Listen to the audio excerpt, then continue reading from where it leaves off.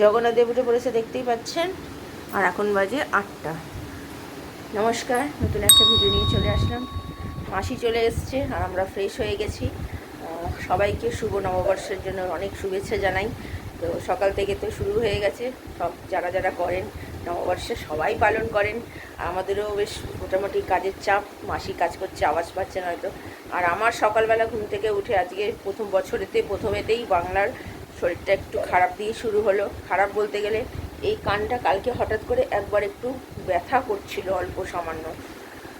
এখন ঘুম থেকে উঠে দেখছি কালকে রাত্রি থেকেই কানটা ভোঁ করে একটা জিনিস শুন করে কানটা হচ্ছিল। তো নর্মালি আমি এরকম হয়, তো আমি ওটাকে ইগনোর করেছিলাম। তো এখন ঘুম থেকে উঠে দেখছি কানটা মনে হচ্ছে সামান্য একটু বন্ধ বন্ধ, পুরো নয়, সবই শুনতে পাচ্ছি, সবই করতে পারছি, কিন্তু মনে হচ্ছে কানটা একটু বাঁধো বাঁধো। তো কী আর বলবো, আমার কপালটাই খারাপ। আর আপনারা ভাবছেন হয়তো আজকের বছরকার দিনেই প্রথমেই শরীর খারাপ দিয়ে শুরু করছে, কিন্তু সত্যি কথা যেটা সেটাই বলেই শুরু করছি।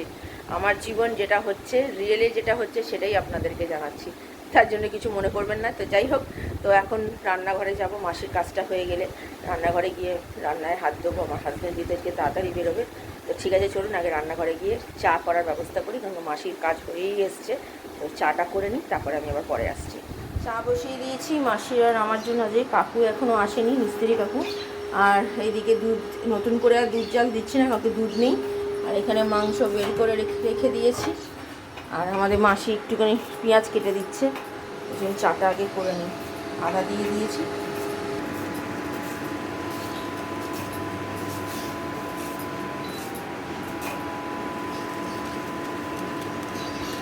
চা রেডি হয়ে গেছে মাসির আর আমার। আর এখানে দুধটা মোটামুটি জাল দেওয়া হয়েই এসছে। তো ঠিক আছে, আপাতত মাসির চাটা রেখে চাটা খাই, পরে আবার চাদরটা তুলে দিয়েছি। আজকে নতুন এই চাদরটা কিনেছি, এই চাদরটা দেখিয়েছি আপনাদেরকে, এটা পাতবো। আর আমার ছেলে উঠে পড়েছে।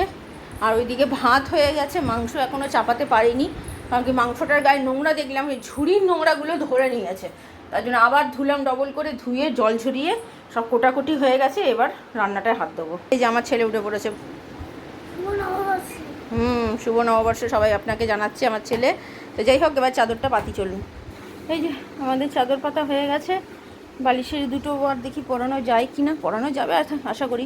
তো পরিয়ে নিই, ওই বালিশের পাশ বালিশের বরগুলো পরে ভরাবো। তো ঠিক আছে, আমি আবার পরে আসি। পরে চলে এসেছি, তেল দিয়ে দিয়েছি, সরষের তেল, ছোটো এলাচ, দারচিনি, তেজপাতা দিয়ে দিয়েছি। এবার দেবো পেঁয়াজ। চর্বি কটা ছিল এক্সট্রা, সেগুলো দিয়ে দিলাম। এবার পেঁয়াজগুলো একটু ভালো করে ভেজে টমেটোটা দেবো। মশলা সব দিয়ে দিয়েছি, হলুদ গুঁড়ো, লঙ্কার গুঁড়ো, জিরে গুঁড়ো, ধনে গুঁড়ো, নুন, মিষ্টি, আদা রসুনের পেস্ট। এবার এটা ভালো করে কষাবো, কষিয়ে নিয়ে যেমন তারপরে ঢাকা দিয়ে 8টা মতো সিটি দেবো, দিয়ে তারপরে আলু দিয়ে 1টা সিটি দেবো, ব্যাস তাহলেই হয়ে যাবে মাংস। তাও দেরি হয়ে গেলে, অনেকক্ষণ আগেই হয়ে যেত। মাংসটা একটু নোংরা দেখে আবার ধুলাম বলে একটু দেরি হলো। এই যে মোটামুটি ফুটতে শুরু করে দিয়েছে, কষিয়ে নিয়ে এবার সিটি দেবো। এই যে আমার হাজব্যান্ডের মিষ্টির প্যাকেট করেছে পয়লা বৈশাখে। আমরা তো পয়লা বৈশাখ করি, তো এই কটাই মিষ্টির প্যাকেট হয়েছে, সব প্যাকেট করা চলছে। সিটি পড়ে গেছে, 8টা দিইনি, 7টা দিয়েছি। আলু আর পেঁপে দিয়ে আর 1টা সিটি দিলেই হয়ে যাবে মাংস, আর কিছু দেখাচ্ছি না। আর এইদিকে আমার ছেলেও ওর পাপার সাথে কাজ করছে, দেখুন সব মিষ্টির প্যাকেট সব গোছাচ্ছে। তো ঠিক আছে, চলুন আমি আবার পরে আসি। সবাইকে সাজিয়েছি আজকে পয়লা বৈশাখ।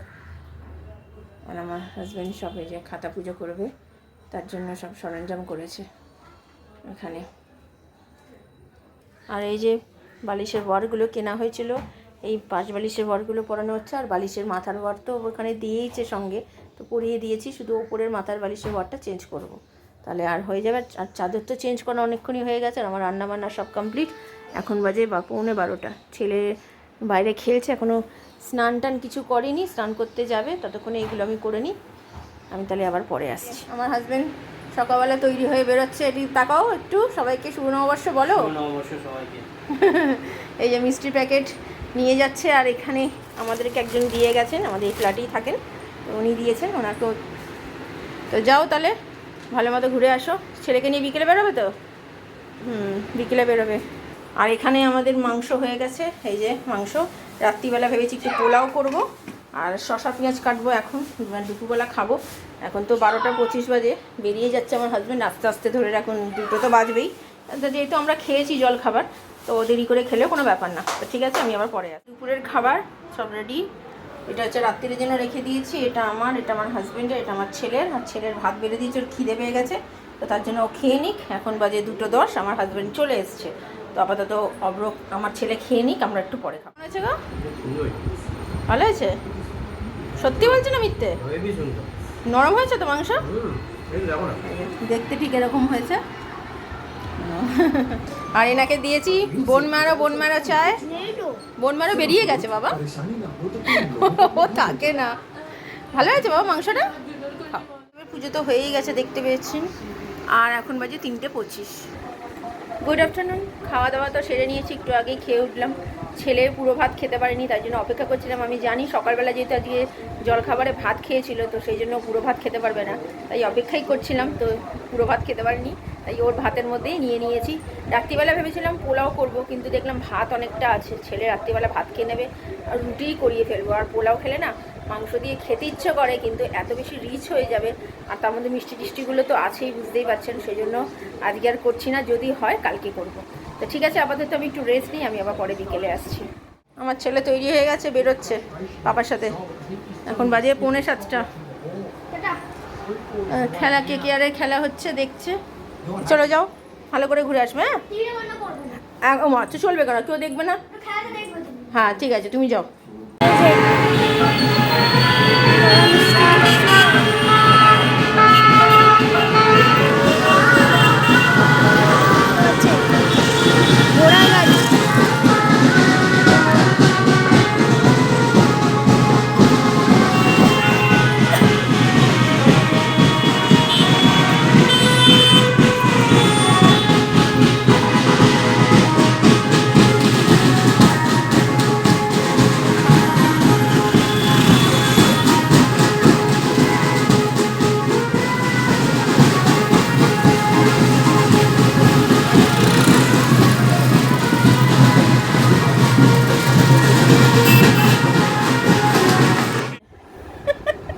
মুখটা এমন করে রয়েছে কেন? হ্যাঁ, ঘুম পেয়ে গেছে? মিষ্টি খাচ্ছ আজকে রাত্রিরে? আর তুমি কি ভাত টাত কিছু খাবে না, শুধু মিষ্টি খেয়েই থাকবে? কেমন ঘুরলে বলো? বাবার সাথে অনেক জায়গায় গেছিলে? কটা মিষ্টি পেয়েছো সেটা বলো। এক মিথ্যে কথা, অনেকগুলোই পেয়েছে। আর তুমি কটা মিষ্টি দিয়েছো সবাইকে বলো? গোনোনি কটা দিয়েছো? তুমি বসেছিলে, স্কুটিতে বসেছিলে, পাহারা দিচ্ছিলে মিষ্টিগুলো? ও, আর এই যে খেলা দেখছে। কলকাতা তো জিতে গেছে, এখন খেলা হচ্ছে চেন্নাই আর কার হচ্ছে বাবা? মুম্বাই। এখন 9:10 বাকি, আর আমার হাজব্যান্ড খাচ্ছে।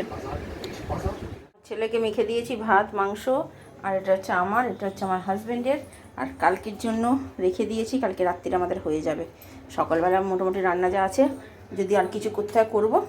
ঠিক আছে, খাওয়া দাওয়া সেরে নিই, 9:30 বাজে, আমি আবার পরে আসছি। নিচে বসে আছিস কেন তুই?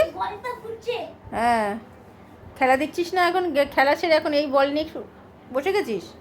আর শুবি না? কটা বাজে দেখেছিস? চ। খাওয়া দাওয়া তো কমপ্লিট হয়ে গেছে অনেকক্ষণ।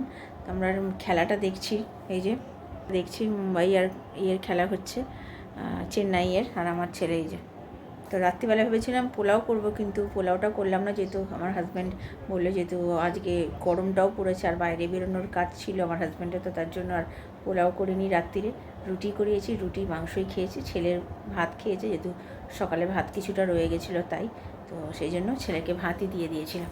তো খাওয়া দাওয়া সব কমপ্লিট হয়ে গেছে, কিন্তু মাংসটা এখনও পর্যন্ত গরম, ফ্রিজে এখনও তুলতে পারিনি। তাই বারবার ধরে মনে করাতে বলছি, যাতে মনে করিয়ে দেওয়া, নাহলে বাইরে থেকে গেলে যদি যা গরম পড়েছে যদি নষ্ট হয়ে যায় তো হয়ে গেল। কালকে অতগুলো মাংস ভাবলাম রাত্রিবেলায় যেহেতু মিষ্টি খাওয়া হয়েছে, তো পুরোটা শেষ করতে পারিনি, আর পেটের জায়গাও ছিল না, তার জন্য বললাম কালকে তাহলে রাত্রিরে হয়ে যাবে। সকালবেলা কিছুটা তরকারি আছে, তো সেইগুলো দিয়ে আরেকটা কিছু করব, দেখি কি করি। কালকে চিংড়ি মাছটা করব না, দেখি দেখা যাক। তো ঠিক আছে, আপাতত ভিডিওটা তাহলে আর বড় করছি না। ভালো লাগলে লাইক শেয়ার সাবস্ক্রাইব করবেন। কালকে নতুন একটা ভিডিও নিয়ে চলে আসবো। আপনারা ভালো থাকবেন, সুস্থ থাকবেন, নমস্কার।